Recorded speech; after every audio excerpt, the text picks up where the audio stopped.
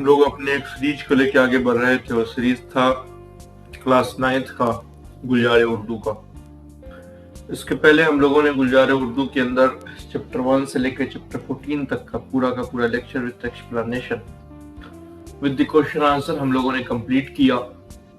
उसके बाद हम लोग बढ़ते बढ़ते अब अपने सबक का आखिरी सबक की तरफ हम लोग बढ़ रहे हैं। तो जैसे ही हम लोग आगे बढ़ते हैं तो हमें कुछ एक्स्ट्रा बातें जो जानने के लिए मिलती हैं, जो कि जिसका हम कई बार बोल रहे हैं। वो बातें क्या हैं? वो बातें हैं कि आप QTS इंस्टीट्यूट के टेलीग्राम से ज्वाइन हो जाइए। इसका लिंक आपको इस वीडियो के डिस्क्रिप्शन में मिल जाएगा। आप वहां से जाकर आप वहां से जाकर आप अपने आप को रजिस्टर कर आप वहां से ज्वाइन हो सकते हैं। उसकी बेनिफिट क्या है? जैसे कि आप कुछ बेनिफिट यहाँ पे देख पा रहे होंगे। वो बेनिफिट है, आप चाहते हैं अगर क्लास के नोट्स को डाउनलोड करना, यहाँ पे जो पढ़ाई हो रहा है उसको, या कई सारे शेर पढ़ा दिए गए उसके वजाहत आप चाहते हैं कि आपके पास PDF फॉर्मेट में, PPT फॉर्मेट में हो, तो आप वहां से जाकर डाउनलोड कर सकते हैं। अगर आप क्लास के बारे में और इन्फॉर्मेशन लेना चाहते हैं कि कौन सा क्लास है, कौन से सीरीज स्टार्ट होगी, कौन से लेक्चर स्टार्ट होंगे, तो आप वहां पे आपको इन्फॉर्म कर दिया जाएगा। क्लास की लेटेस्ट अपडेट जाननी होगी, क्लास कौन सी क्लास कितने बजे स्टार्ट होगी, कौन सा क्लास लाइव होगा, कौन सा क्लास जो है प्रीमियम चलेगा, आप वहां से जाके देख सकते हैं। फिर लिखा गया क्लास के नोट्स के बारे में। तो बहुत सारे नोट्स ऐसे हैं जो आपको बहुत जरूरी है डाउनलोड करना, तो आप वहां से कर सकते हैं। क्लास के रिलेटेड कई सारे PDF, जिस तरीके से अगर आपको क्लास में कुछ क्वेश्चन को सॉल्व कराया गया और उस क्लास के सॉल्व किए हुए क्वेश्चन अगर आपको चाहिए एज इट इज, जैसे कि आप एग्जाम देते हैं वैसा आपको कुछ प्रैक्टिस करना है, तो यहाँ पे जा सकते हैं और जाके आप डाउनलोड कर सकते हैं और अपने जो आपका एग्जाम के प्रिपरेशन है उसके अंदर और ज़्यादा आप मेहनत कर सकते हैं। तो कहना बस इतना ही है कि आप अगर ज्वाइन हो जाइएगा उस टेलीग्राम के चैनल से तो आपको बेटर होगा। टेलीग्राम का लिंक इस वीडियो के डिस्क्रिप्शन में है, आप वहां से जाके डाउनलोड हो सकते हैं, ज्वाइन कर सकते हैं। जैसे ही हम लोग आगे की तरफ बढ़ते हैं तो हमें आज के शायर जोश मलिहाबादी का बारे में पढ़ने के लिए मिलता है। जोश मलिहाबादी कौन थे, क्या थे, उनके बारे में हमें जानने के लिए, पढ़ने के लिए मिलता है। जोश मलिहाबादी की पैदाइश 1898 में होता है और इनका वफात 1982 में होता है। शब्बीर हुसैन खान नाम जोश तखल्लुस था। बशीर अहमद खां के बेटे और फकीर मोहम्मद खां गोया के पोते थे। मलिहाबाद में पैदा हुए। इब्तदा में अजीज लखनऊ से इस्लाह ली। शायर के साथ नस्र में भी कुदरत हासिल थी, यानी शेर के साथ साथ वो नस्र भी कहा करते थे।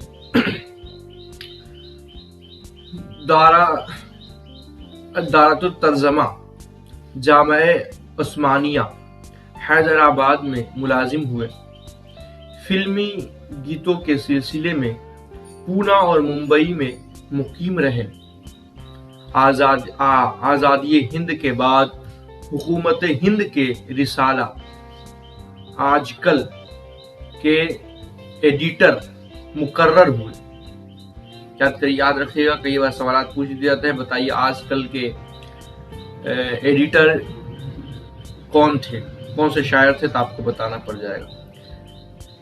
शायरी का आगाज गजल से किया, लेकिन शोहरत नज्म वो शायर की हैसियत से मिली।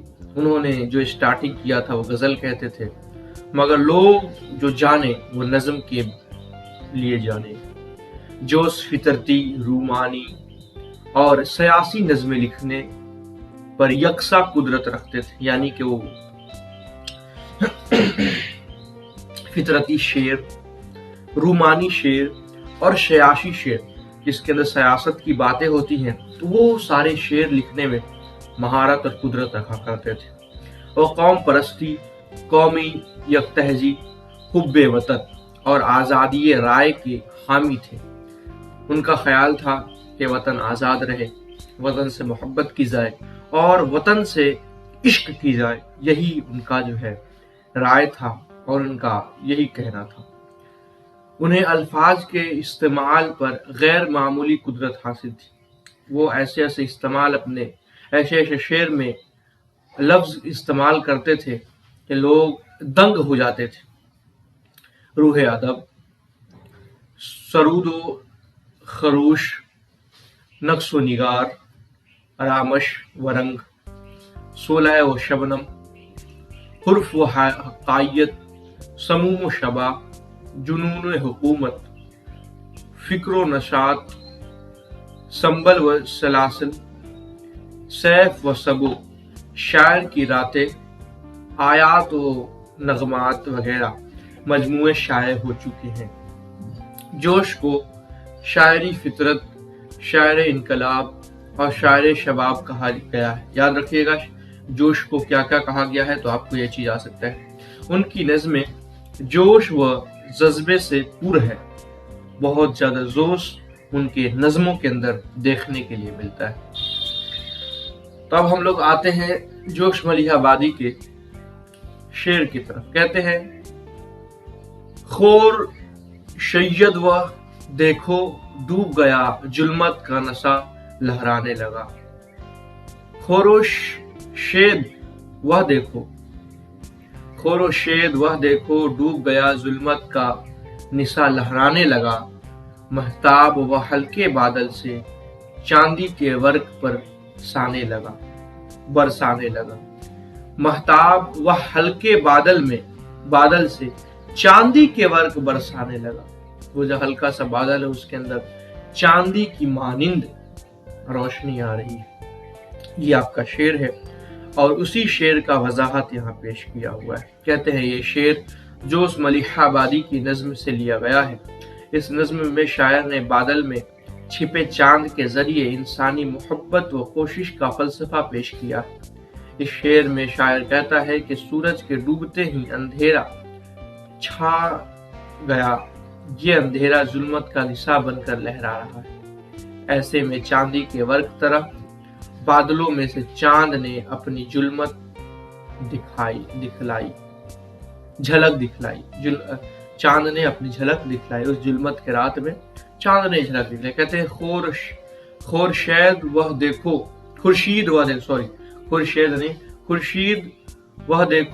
ڈوب گیا ظلمت کا نشہ لہرانے لگا۔ خورشید وہ دیکھو وہاں پہ ڈوب گیا، سورج ڈوب گیا اور ظلمت کا نشہ لہرانے لگا۔ ظلمت کا نشہ مطلب اندھیرا ہو گیا۔ مہتاب وہ ہلکے بادل سے چاندی کے ورق برسانے لگا۔ مہتاب کہتے ہیں چاند کو۔ مہتاب وہ ہلکے بادل سے، بادل کے پیچھے سے، ہلکے بادل سے یعنی بادل کے پیچھے چھپ کے چاندی کے ورق برسانے لگا، اور چاند ایسے رات میں چاندنی کی مانند وہ روشنی ہو رہی ہے۔ وہ سانولے پن پر میدا کے ہلکی سی صباحت دور چلی۔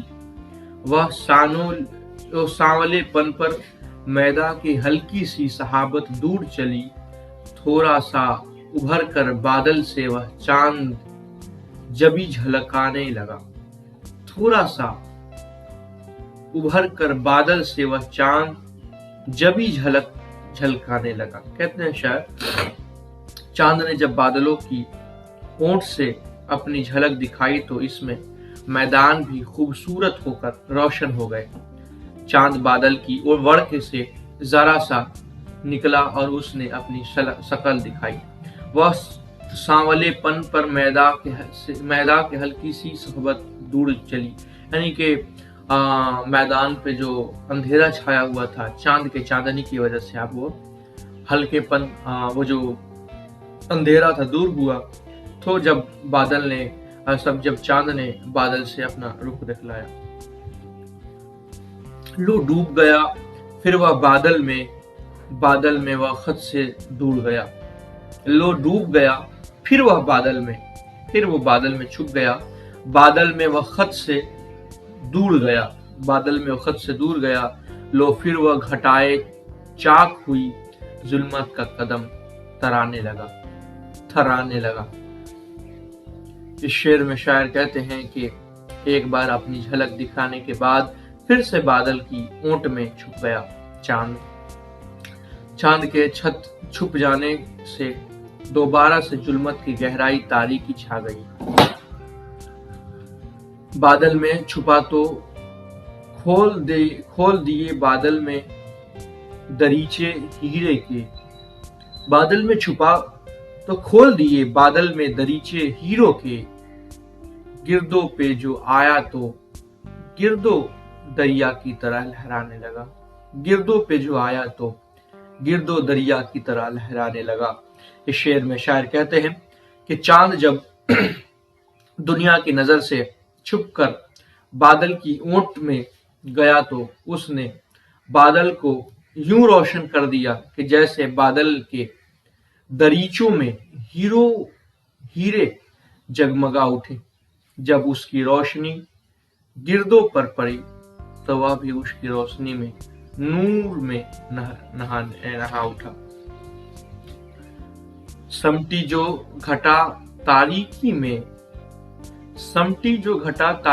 میں چاندی کے سفینے لے کے چلا، سمٹی جو گھٹا تاریکی میں چاندی کے سفینے لے کے چلا، سن کی جو ہوا تو بادل کے گرداب میں گوتے کھانے لگا، سن کی جو ہوا تو بادل کے گرداب میں گوتے کھانے لگا۔ اس شعر میں شاعر کہتے ہیں کہ آسمان پر جو گہرائی کالی گھٹا چھائی ہوئی تھی، جب وہ چھٹی تو اس تاریکی میں بھی روشنی چھا گئی اور چاند روشن راستے بناتے ہوئے چلنے لگا۔ دوبارہ سے جب یہ ہوا ذرا سا چلی تو پھر سے یہ روشن چاند بادلوں کے اندر گوتے کھانے لگا، یعنی اس کی آڑ میں جانے اور نکلنے لگا۔ گرفوں سے جو جھانکا گردو کہ امواج کی نبضیں تیز ہوئی، گرفوں سے جو جھانکا گردو کہ امواج کی نبضیں تیز ہوئی، حلقوں میں جو دورا بادل کے کہسار کا سر چکرانے لگا، حلقوں میں جو دورا بادل کے کہسار کا سر چکرانے لگا۔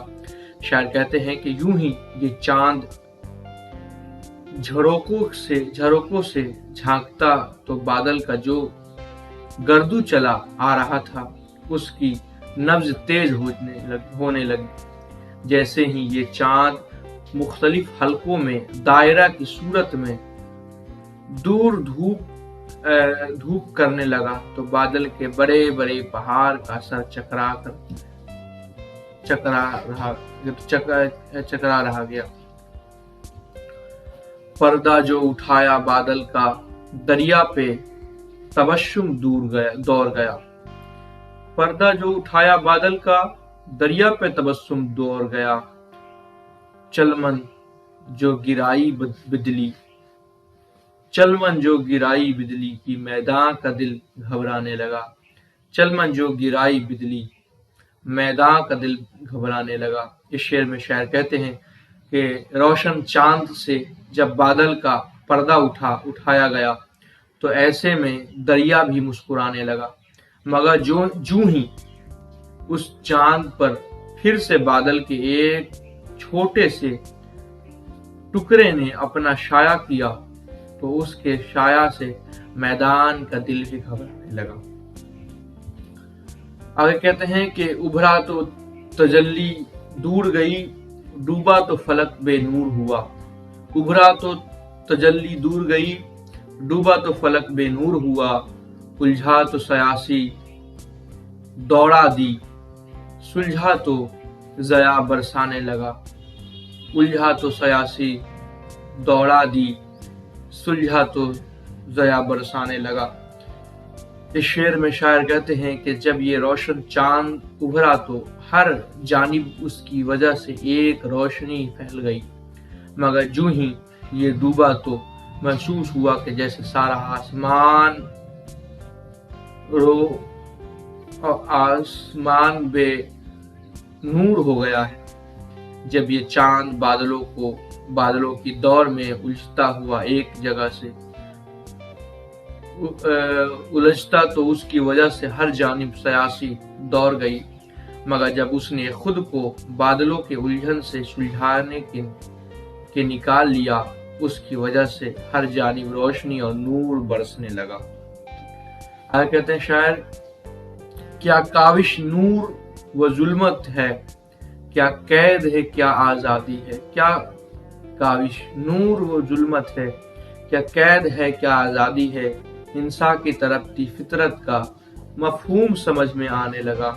इंसान की तरफती फितरत का मफहूम समझ में आने लगा। इस शेर में शायर कहते हैं कि रोशनी, अंधेरा, कैद, आजादी वगैरह सब इंसान की वह कोशिश व जद्दोजहद का नतीजा है।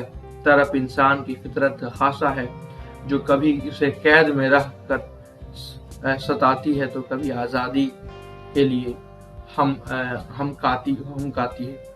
यहाँ तक हम लोगों का शायरी पूरा कंप्लीट हुआ। अब हम लोग अपने क्वेश्चन आंसर को देखते हैं। क्वेश्चन आंसर में सवाल नंबर पहला है। सवाल नंबर पहले में कहते हैं कि इस नज्म में बदली का चांद से शायर की क्या मुराद है। तो जवाब है, इस नज्म में बदली का चांद से शायर की मुराद फितरत इंसान है कि जैसा डूबते और उभरते चांद से मुख्तलिफ एहसासात जन्म लेते हैं, वैसे ही इंसान की फितरत भी नेकी, बदी, खुशी, गमी, बुराई, अच्छाई, कामयाबी, नाकामी का अमतराज है। सवाल नंबर दूसरा है कि इस नज्म में शायर ने जिंदगी का क्या फलसफा बयान किया है। इस नज्म में शायर ने जिंदगी के खैर व शर और कोशिश व जद्दोजहद के फलसफे को बयान किया है। सवाल नंबर तीसरा है, इस नज्म से आप अपने 3 पसंदीदा शेर लिखिए।